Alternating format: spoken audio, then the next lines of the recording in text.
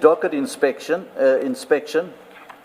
finalize outstanding investigation, trace Bevan Loftus, task crime intelligence, see my entry in Belay, CAS 23 of 3/2022. Information received that victim in this matter was shot and killed in Argyle Road on the 20th of December 2022.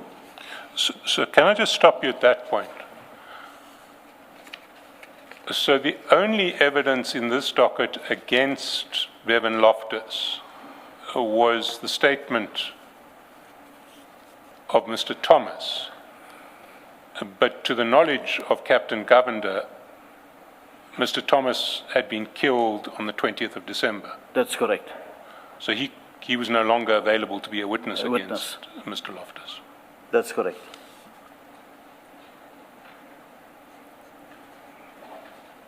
Can we then go to the second case, the Bel Air 23/2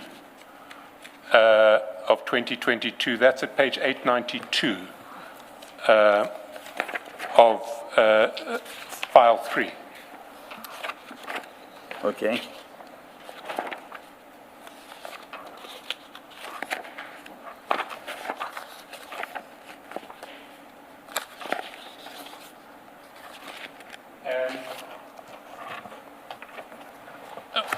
At 898, once again there is a A1 statement of ask you to give us a more legible copy, but can I ask you to confirm that once again Mr. Thomas made a statement that accused Mr. Loftus of shooting at him? That's correct. In his statement, did Mr. Thomas indicate whether he was alone in the vehicle or whether he had a passenger in the vehicle? Did he mention a passenger in the vehicle? No, when you read the statement of David Jonathan Thomas, he makes no mention of any passenger in the vehicle. There is another statement that appears in the docket implicating Mr. Loftus. That's at page 899. 899, that's correct. This one is legible.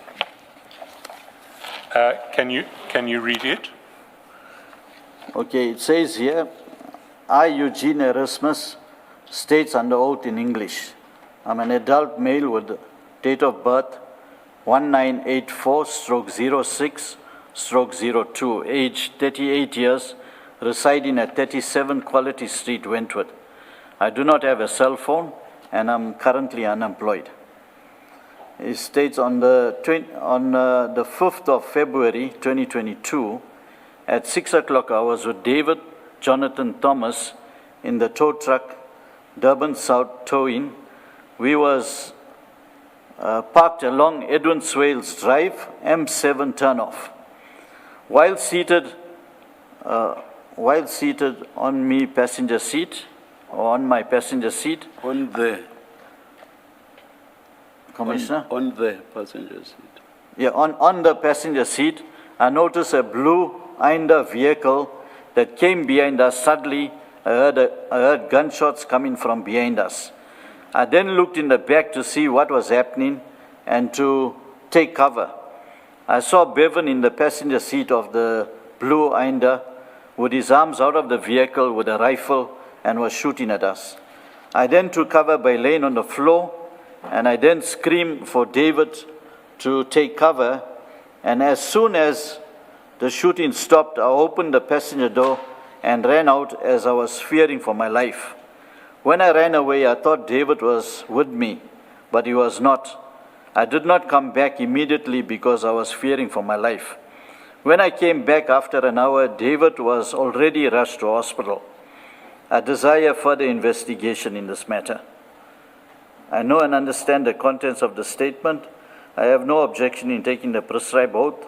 I consider the prescribed oath to be binding on my conscience. I swear that the contents of the statement is the truth, so help me God. What's your comment on this statement? When I interviewed the investigating officer, Sergeant Govender, who worked in the task team. Sorry, Sergeant Govender, not... Yes, no, Sergeant Govender. Sergeant Govender. So when I interviewed him about the statement, because I pointed out to him that this statement was taken on the 21st of February 2023. And the incident of the shooting was on the 5th of February 2022. So it was a year later that the statement was taken. And I pointed out to him that in this witness, Eugene Erasmus, and then he said he was informed by Dina Governor to go and take the statement. Also, when I looked at there's a statement of the ambulance personnel that was parked next to the tow truck. I don't see all the pages of that statement here. I can just point out part of the statement. Part of his statement is 897. Is on page 897. When I looked at that statement, the ambulance driver is talking about a white vehicle that looked like a Nissan Tida that sped off from the shooting. But he doesn't mention who was in the vehicle.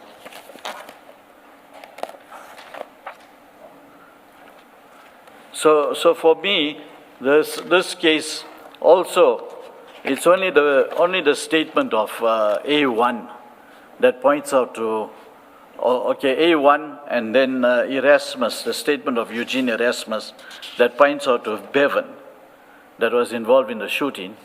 But if you look at it, the statement of Eugene was taken a year later after the incident. However, A1 in his statement never mentioned about a passenger with him. It would be clear if you parked at 6 o'clock in the morning in a tow truck vehicle, you would know that you got a passenger, and you would mention it in your statement that you were parked there at the Edwin Swales. Maybe you were chatting with your passenger, who is Erasmus. And even in the A1 statement, the A1 doesn't say anything about him saying Erasmus, take cover. But it does mention Erasmus. It doesn't mention Erasmus because, to me, I believe that he was alone at the time of the shooting.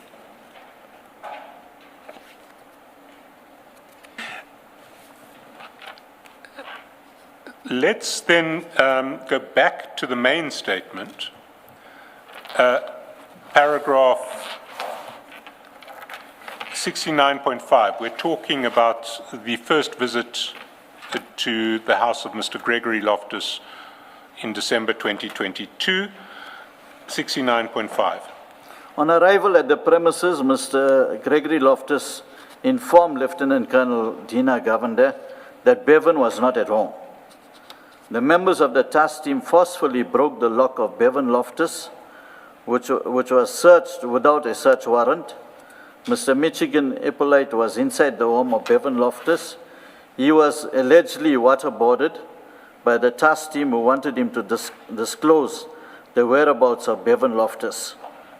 Mr. Ippolite would later be one of the men killed on the 1st of April 2023. Members of the task team recovered an alleged stolen vehicle which was found on the premises. Gregory Loftus informed Lieutenant Colonel Dina Govender that the vehicle was towed by one of the drivers being employed by Bevan Loftus and was being retained because the towing and storage costs remain unpaid. He claimed to have shown the SAPS members an advertisement in the independent newspaper indicating that the vehicle was to be sold to recover the outstanding cost. Members of the task team also claimed to have recovered a AK-47 AK-7 bullet from the property of Bevan Loftus. The task team arrested Gregory Loftus. Gregory alleged that Lieutenant Colonel Governor stated that Gregory Loftus would be released if Bevan handed himself to the police. Mr. Gregory Loftus was detained in custody before being released on the 22nd of December 2022. Bevan Loftus was informed that Clive Nike had offered Lieutenant Colonel Dina Govender $2.5 million to kill him. On the 25th of January 2023, Bevan Loftus phoned Clive Nike to confront him about this.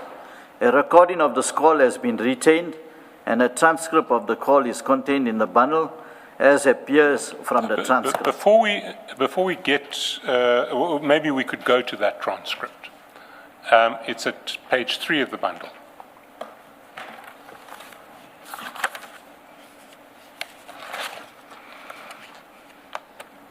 Page 3 of which bundle?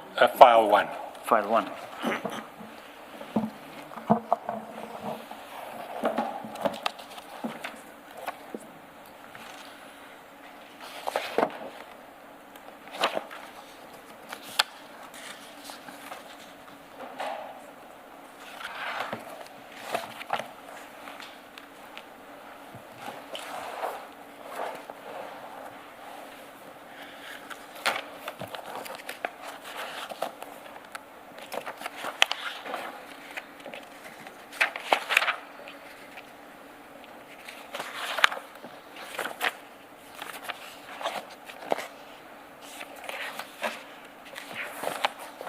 Okay, I'm on page 3.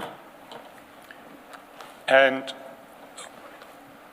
while you're at page 3, can I ask you also to go to page 42, which is part of the interdict papers, and just to confirm that the same transcript was part of the interdict papers.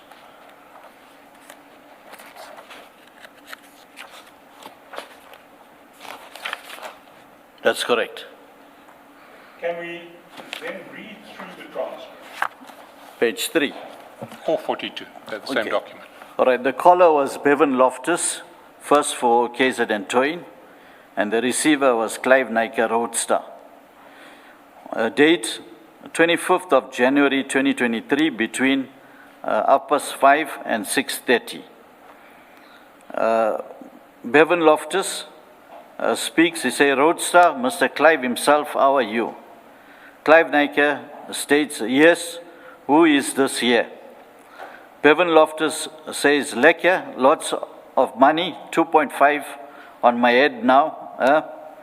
Clive Nike, who is this here? Who is this here? Bevan, you, me up. Clive Nike, I found Dane. I don't even fucking know who Dane is. Bevan Loftus, yes, I never ever fought with you. I have no problem with you, but it looks like you are after me. You are paying Dino Govender. You are paying all the Carols to do all this thing to me. I never had nothing to do with you. I have never minded your business. I have got no flop with you. But Bali, you went out of your way to do all these things to me. You want to kill me and all that kind. Bali, where's the numbers? Clive Nike, I don't. Are you making allegations against me, or you are telling me the facts? Bevan speaks, I am asking you, where are the numbers, Bali? Clive Nike, let's start off now. Let's start off. Bevan Loftus, I never fuck all to you. Check here, I done fuck all to you. Clive Nike, firstly, you are telling the people I killed Regan. Bevan Loftus, see, Bali, see how I took that. No flop, you want to kill me, right? No flop. The fastest live the longest, right? Lekker. And Clive say, what's that? Now, in your statement back at page 30, you highlight certain features of the transcript from 6911.1 onwards. From the transcript, Mr. Naika was initially unable to identify Bevan Loftus as a caller. Because if you see, when Bevan contacts Clive, Clive say, yes, who is this? But as soon as Bevan mentions the 2.5 million price on his head, Mr. Naika immediately identifies him as Bevan. So it shows that he was fully aware of the 2.5 million hit on Bevan. But sometimes, for a few seconds, you may not recognize the voice of someone that you don't talk to all the time. But as they continue speaking, you may end up recognizing the voice. So I'm not sure that the inference you draw is necessarily plausible. I gather from what you're saying, Commissioner, but when I look at it, immediately when the 2.5 million was mentioned, then Clive Naika say, who is this here? Who is this here? Bevan, you. But you are repeating exactly what you say, and that's what I'm querying. So basically, you've not responded to what I'm saying to you. I'm saying what you say is not necessarily plausible, because it does happen that you may not recognize the voice of someone talking to you over the phone, someone that you don't talk to all the time. So you may, for a few seconds, not recognize the voice, but as the person continues speaking, you then recognize the voice. So it's on that basis that I say what you say is not necessarily plausible. So you cannot answer me by repeating what you've said. I can. The reason why I indicated that, Commissioner, because this conversation was quick, very quick. It wouldn't be like where there was some time that Clive took to recognize a voice. Has it never happened to you that for a few seconds you may not recognize the voice of someone that you know for a few seconds, but maybe within a few seconds you come to recognize the voice? Are you saying that has never happened to you? If you say so, I'll be very surprised. No, it does, Commissioner, but it actually takes longer to recognize the voice, or maybe a longer conversation. But here, it was only like 2 lines. 2 lines, and immediately Clive recognized it was Bevan.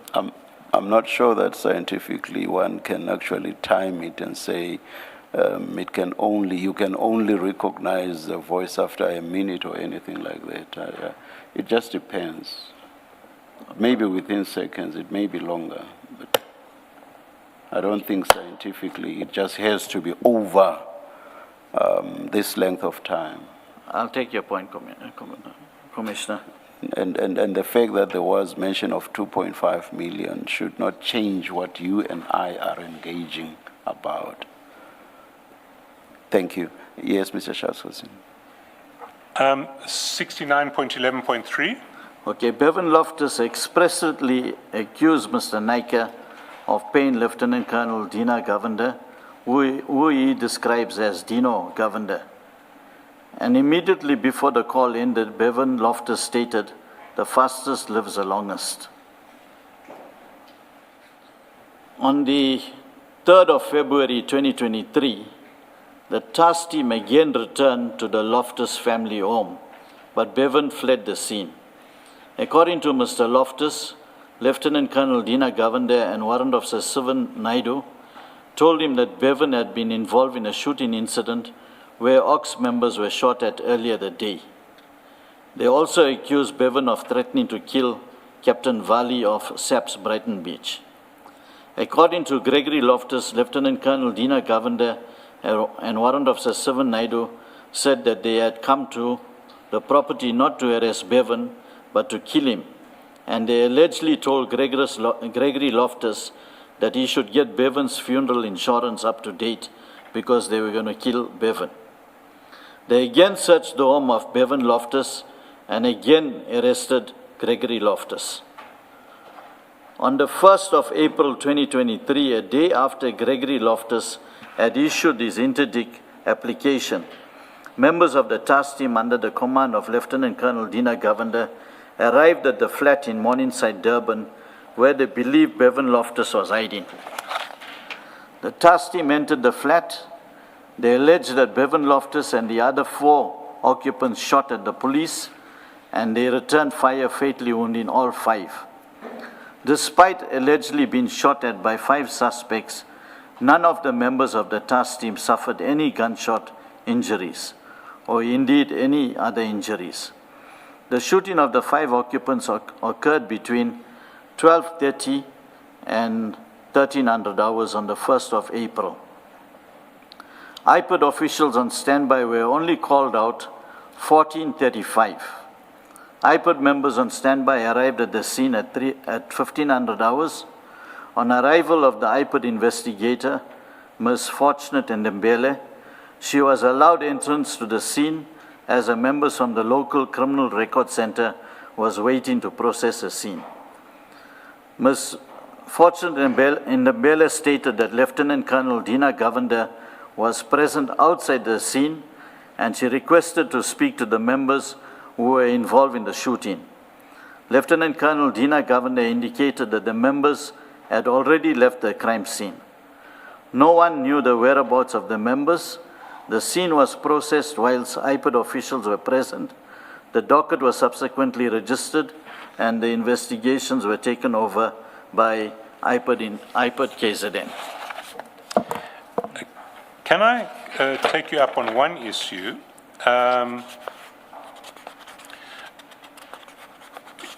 You say that none of the members of the task team suffered any gunshot injuries or indeed any other injuries.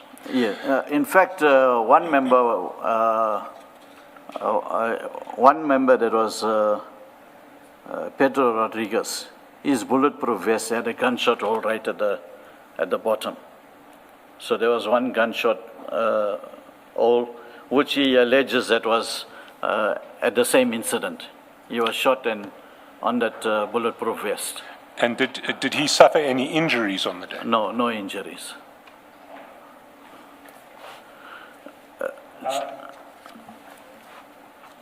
Was there other evidence, other than the injuries, evidence that the police were shot at, such as used cartridges, holes on the walls, Yes. damage to the property?